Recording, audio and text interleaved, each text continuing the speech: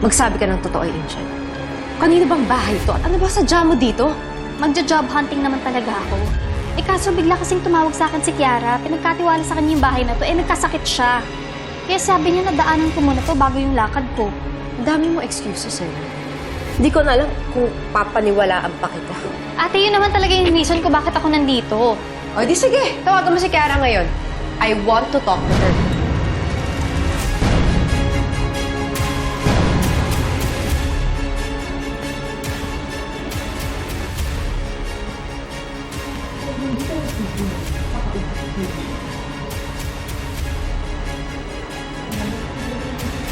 Hello.